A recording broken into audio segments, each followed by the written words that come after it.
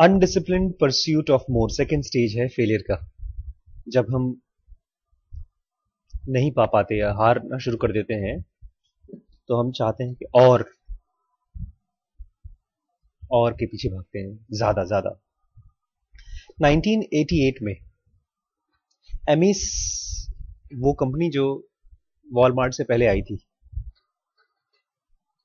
And bought Zayre department stores, खरीद लिया Zayre department stores को, with self-proclaimed expectations to more than double the size of the company in a single year।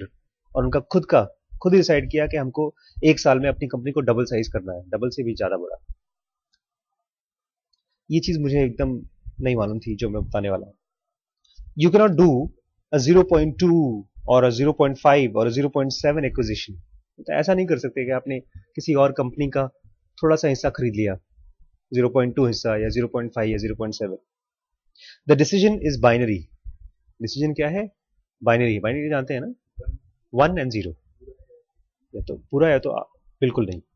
You either do the acquisition और you don't, 1 और 0, no in between. या तो आप सामने वाले की कंपनी खरीदते हो या नहीं खरीदते, बीच का कुछ नहीं चलता। And if the acquisition turns out to be a mistake, you can not undo the decision. और अगर आपने जो एक्विजिशन किया है, जो कंपनी खरीदी है, अगर वो गलत निकल गया तो आप अपने डिसीजन को अनडू नहीं कर सकते, आप वापस नहीं जा सकते। Big mergers and acquisitions that do not fit your core values और दैट अंडरमाइन योर कल्चर और that run counter to that at which you have proven to be the best in the world or that defy economic logic. Big acquisitions taken out of bravado rather than penetrating insight and understanding can bring you down.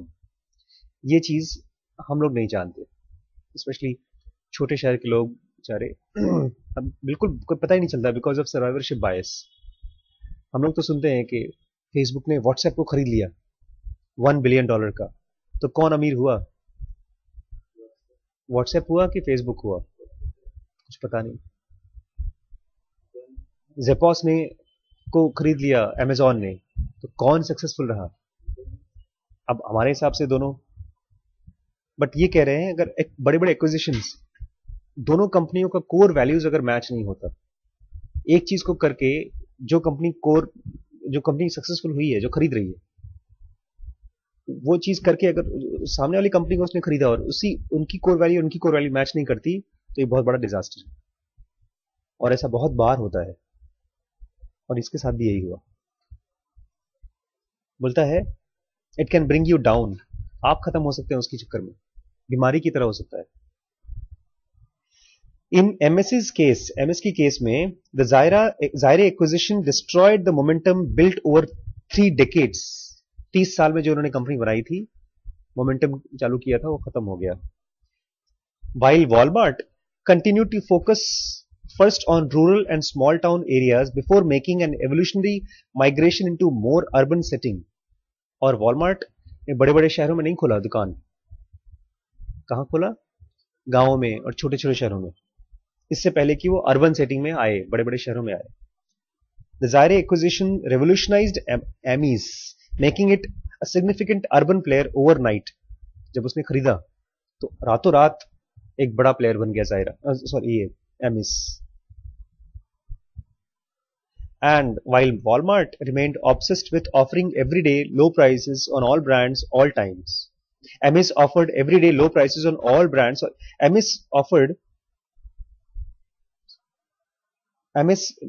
Dramatically changed its strategy with Zaira, which rallied in the special loss leader promotion। तो एक तरफ तो उनका core value क्या था, Walmart ने क्या focus किया कि सबको सस्ता माल हर आइटम पे मिलना चाहिए, और वहीं पर जायरा, वो उनका कुछ अलग स्ट्रैटेजी था, special loss leader promotion. Special loss leader promotion मतलब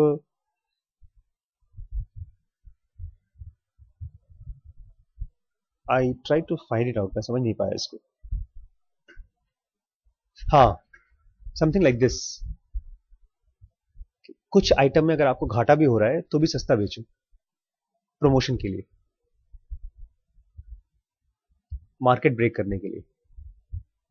मान लीजिए एक बुक मेरे यहां 300 की मिल रही है और बगल वाली दुकान में वही बुक उसके यहाँ 280 की मिल रही है, और बाइंग प्राइस कितने की है, मालूम पड़ा 270 बाइंग प्राइस है, और वो 10 रुपए खाली प्रॉफिट ले रहा है, मैं 50 रुपए प्रॉफिट ले रहा हूँ। तो मैं जानबूझ के उसको 250 के नीचे 200 में बेचूं या 240 में बेचूं, सामने वाला नहीं बेच पाएगा क्योंकि खरीदी उतने की नहीं है। लॉस क्यों झेल रहा हूं मैं? ताकि कस्टमर मेरे पास आए। तो उसको तो उसको बोलते हैं स्पेशल लॉस लीडर प्रमोशंस। ये स्पेशल लॉसेस कर दो, कोई दिक्कत नहीं, घाटा झेल लो।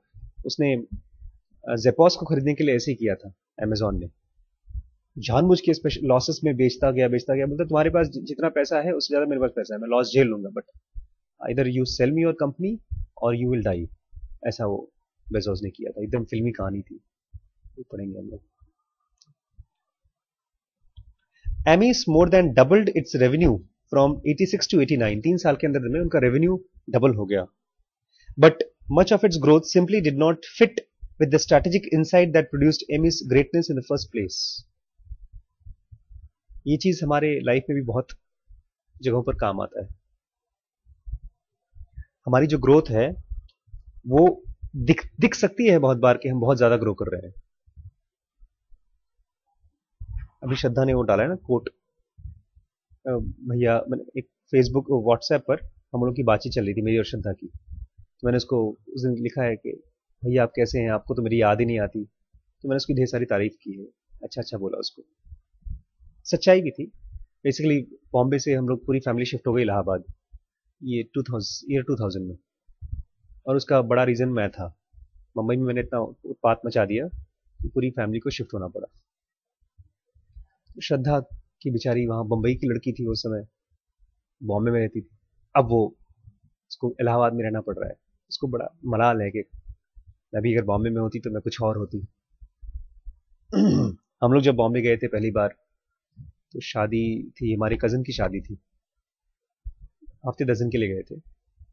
उसके बाद वहाँ हमारे मौसा जी स्कूल में पढ़ाते थे, डॉन बॉस्को में। उन्होंने कहा यहाँ आशीष आएगा, यहाँ पर पढ़ेगा, अच्छा सिलेक्शन होगा और पढ़ाई वढ़ाई करेगा अच्छे से। जब लोग वहाँ गए और 2-3 महीने 4 महीने रह करके वापस आए, तब आशीष एकदम चौड़ी छाती करके घूमते थे, अंदर से खोखले थे वैसे ही, लेकिन छाती चौड़ी हो गई थी। अब तो मुंबई से वापस आए हैं। मुंबई था, उस जमाने में मॉल था वहां पे, इलाहाबाद में कहा मॉल, ये काफी टाइम पहले की बात है, हम लोग शिफ्ट हुए थे 89-90 में। तो कह रहा है कि अगर आपकी स्ट्रेटेजी का हिस्सा नहीं है आपकी ग्रोथ, तो आप फेल हो जाएंगे। तो ये जो बॉम्बे का एग्जांपल मैं दे रहा हूं वो यही दे रहा हूं कि हमारी जो फैमिली शिफ्ट हुई, मेरी साइकोलॉजी का इवैल्यूएशन नहीं, एवोल्यूशन नहीं था, ऐसा नहीं था मेरी दिमाग ग्रो हो गया हो। एक बड़े शहर में जाकर के 2-3 महीने के अंदर आपने क्या सीख लिया, क्या देख लिया? बड़ी बड़ी बिल्डिंग देख ली। एक सरदार जी थे ना, वो मुंबई गए थे, तो किसी ने पूछा क्या हुआ, अरे बेवकूफ बना दिया मैंने सामने वाले को। कैसे? बोलते एक बड़ी बिल्डिंग देख रहा था मैं, तो सामने वाला चौकीदार आया, बोलते क्या देख रहा है सरदार जी? बोलता है तो बिल्डिंग देख रहा हूँ। बोलता है पता है बिल्डिंग देखने का पैसा लगता है यहाँ पे? कौन सा फ्लोर देख रहे थे? बोलते क्या मतलब? बोलते हर फ्लोर का 10 रुपये लगता है देखने का। बोलते कौन सा फ्लोर देख रहे थे? मैं तो 5वां फ्लोर देख रहा था। मैं निकाला 10 रुपये, अरे कितना, 50 पे लाओ। 50 रुपये दे दिया। फिर किसने पूछा तो? देख तो मैं 10वां रहा था, 10th फ्लोर देख रहा था।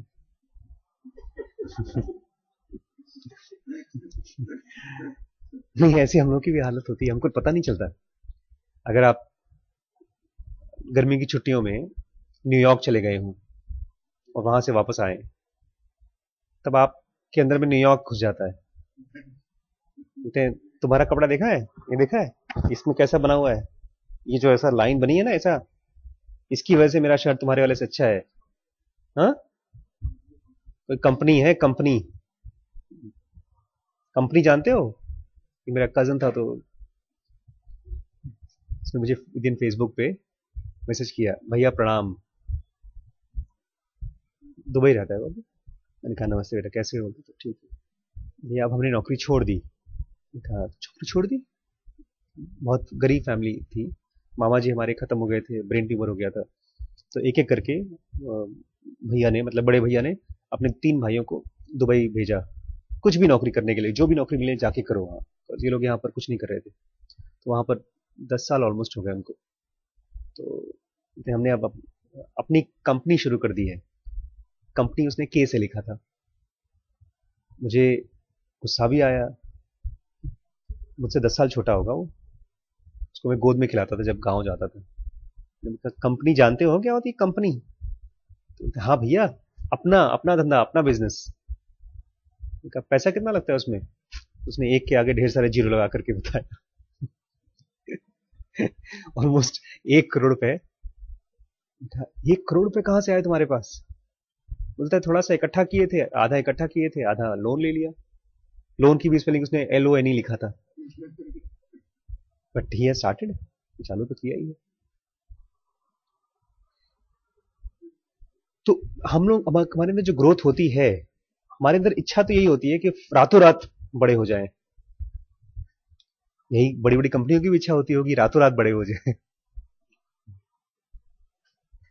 तो बोलता है अगर आपकी ग्रोथ आपकी स्ट्रैटेजी का हिस्सा नहीं है, किसी को भी खरीद करके आप बड़े बन जाना आपकी स्ट्रैटेजी का हिस्सा नहीं।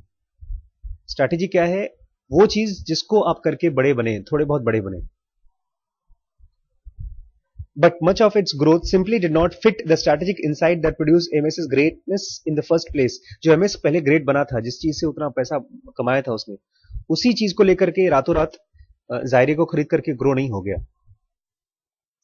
From 86 to 92, Ames cumulative stock returns fell, पता है कितना गिर गया उसका स्टॉक मार्केट में प्राइस?